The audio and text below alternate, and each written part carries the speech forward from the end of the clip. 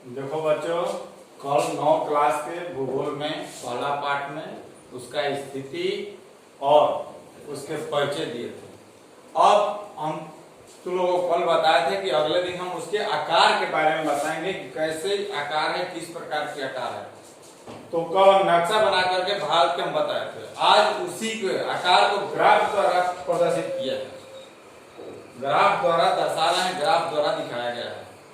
तो ग्राफ में यह दर्शाता है कि उसकी आकार किस प्रकार की है, कैसी है, कैसी स्थिति में वह है, क्या है, उसका परसेंटेज क्या है, वह किस देश का है और ये इसका क्षेत्रफल कितना है।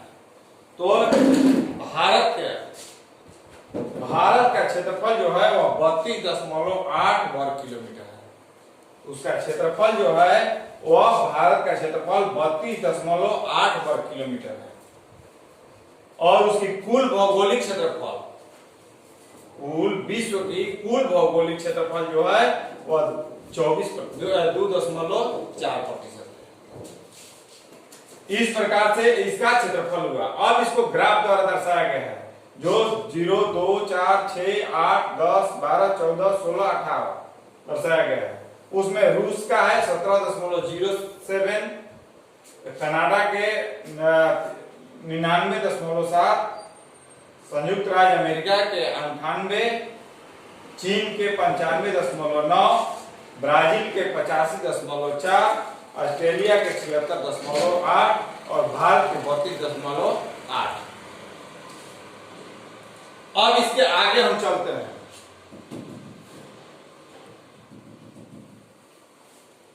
अब आगे उसका है जो स्थलीय सीमा रेखा। देखो यहाँ पर लिख दिया है भारत की स्थलीय सीमा रेखा। जो सीमा रेखा की कुल लंबाई, स्थलीय सीमा रेखा की कुल लंबाई जो है वो 15,200 किलोमीटर है और तटीय सीमा रेखा की लंबाई 6100 किलोमीटर है। और इसके बाद ये भारत जो है वह तीन ओर से या समुद्री भागों से घिरा हुआ है। एक तरफ से स्थलीय भाग से वह घिरा हुआ है। पहला है पूरब में क्या है, बंगाल की खाड़ी है और दूसरा है पश्चिम में अरब सागर, तीसरा जो है वह दक्षिण में हिंद महासागर। यानी बंगाल की खाड़ी, अरब सागर और हिंद महासागर 3 सागरों से यह घिरा हुआ है। और उत्तर में केवल वह किस भाग से है, स्थलीय भाग से जो हिमालय है उसे यह जुड़ा हुआ है। इसका आकार हो गया। अब देखो इसमें जो है इसका विश्व में जो है 7 बड़े देशों में बनाया गया है। रूस, कनाडा पहला स्थान पर है जो रूस है, दूसरा स्थान पर कनाडा है, तीसरा स्थान पर चीन है, चौथा स्थान पर संयुक्त राज्य अमेरिका है, फिर ब्राजील है, ऑस्ट्रेलिया है और भारत है।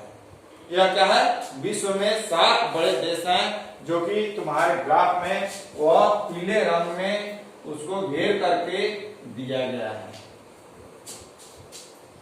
यह विस्तारित रूप से दे दिया गया है कि कितना किलोमीटर कौन सी है। अब है उसका आकार में पहला क्या होता है, भारत मोटे तौर पर जो है वह त्रिभुजाकार है।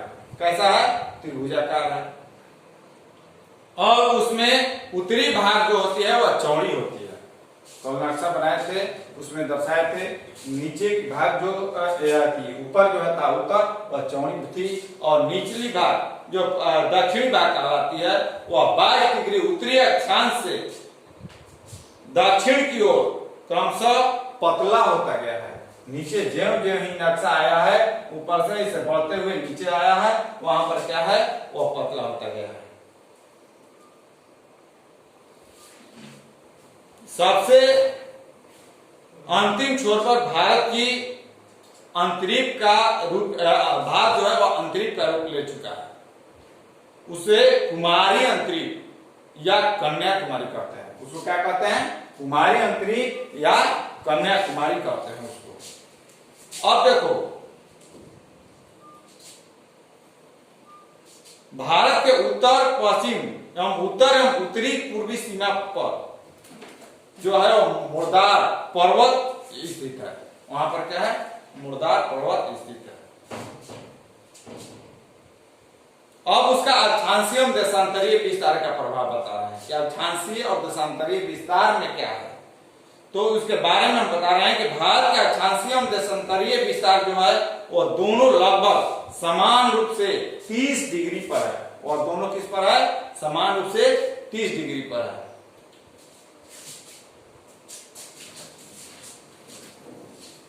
वह समान रूप से 30 डिग्री पर है, किंतु भूमि पर उसका दोनों जो है वह वास्तविक दूरी समान नहीं है। इसके चलते क्या होता है कि पृथ्वी पर अंतर अक्षांशीय दूरी समान रहती है, किंतु अंतर देशांतरीय दूरी जैसे जैसे वह ध्रुव की ओर बढ़ती है तो क्या होती है, वह ध्रुव की ओर जाते हैं और कम होती जाती है। भारत में अरुणाचल प्रदेश और कच्छ के बीच स्थानीय समय में 2 घंटे का अंतर होता है। कितने, 2 घंटे 120 मिनट का अंतर होता है उसमें। अरुणाचल प्रदेश में सूर्योदय जो होता है पहले हो जाता है, और उस समय कच्छ में अंधेरा रहता है, और वहां 2 घंटे के बाद सूर्योदय होता है। ऐसी दोनों में 30 डिग्री देशांतरीय विस्तार के कारण होता है। क्यों होता है, 30 डिग्री देशांतरीय विस्तार के कारण जो होता है ऐसा होता है। अरुणाचल प्रदेश में पहले सूर्योदय होता है, और वही कच्छ में जो होता है वह 2 घंटे बाद यानी 120 मिनट के बाद होता है। यानी पृथ्वी पर 24 घंटे में 360 डिग्री देशांतरीय घूम जाती है, अर्थात 1 डिग्री देशांतर पार करने में पृथ्वी को कितने मिनट लगता है, 4 मिनट का समय लगता है। कितने मिनट का, 4 मिनट का समय लगता है। जो सौराष्ट्र और अरुणाचल प्रदेश के बीच 30 डिग्री देशांतर और देशांतर का अंतर आता है, यानी 30 डिग्री इंटू 4 मिनट यानी 120 मिनट यानी 2 घंटे। पहले बता दिए कि 2 घंटे का अंतर होता है, यानी 120 मिनट का होता है।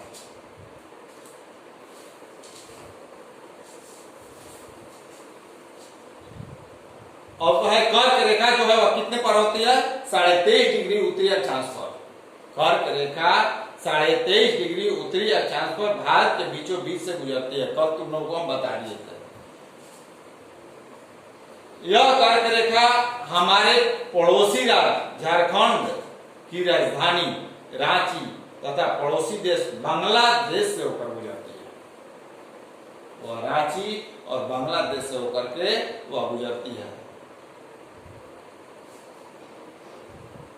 भारत का उत्तरी किनारा जम्मू कश्मीर राज्य में है तथा 37 डिग्री 6 मिनट अक्षांश रेखा इसके उत्तरी किनारों से गुजरती है। अतः विषुवत रेखा से यह क्या होती है, काफी दूर होती है तथा सूर्य की किरणें यहाँ अत्यंत तिरछी पड़ती है। परिणामतः यह परिणाम होता है कि यहाँ सूर्य की ताप कम मिलता है और जाड़े की ऋतु में अत्यधिक ठंड पड़ती है। इसके विपरीत भारत का दक्षिणी भाग केरल और तमिलनाडु राज्य विषुवत के रेखा के काफी निकट है, अतः यहाँ सूर्य की किरणें अपेक्षाकृत सीधी पड़ती है और सूर्य की ताप जो होती है वह अधिक मिलता है। इसलिए इस तरह जाड़े में जम्मू कश्मीर में पुरुष जो होते हैं वह गर्म कपड़े और चादर में लिपटे रहते हैं, और वही केरल का किसान जो होता है लुंगी पहने नंगे बदन होते हैं। वह क्या होता है, उसके कारण क्या होता है, वहां पर जब ताप अधिक होती है केरल में तो वहां पर किसान जो होते हैं वह लुंगी पहने नंगे बदन होते हैं वहां पर, क्योंकि ताप अधिक होती है। केरल में सबसे छोटे और सबसे बड़े दिन में 45 मिनट का अंतर होता है। कितने मिनट का अंतर होता है, 45 मिनट का।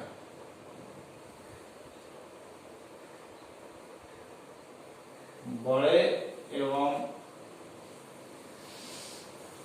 छोटे 45 मिनट का अंतर होता है। 45 मिनट का अंतर होता है। जबकि लेह की राजधानी लद्दाख में है। लेह में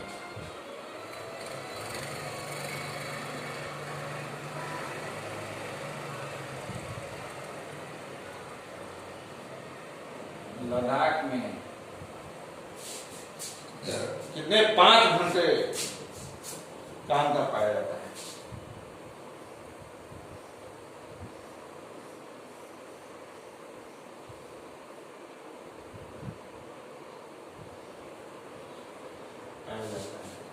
चलो अब आज इतना ही। अक्षांशीय और दशांतरीय विस्तार किसके कारण हुआ, उसका ग्राफ बना, आकार बना, कैसे आकार है, उस विश्व के बड़े 7 देशों का नाम हुआ। इसमें पहला रूस, दूसरा कनाडा, तीसरा चीन, चौथा संयुक्त राज्य अमेरिका, ब्राजील, ऑस्ट्रेलिया और भारत।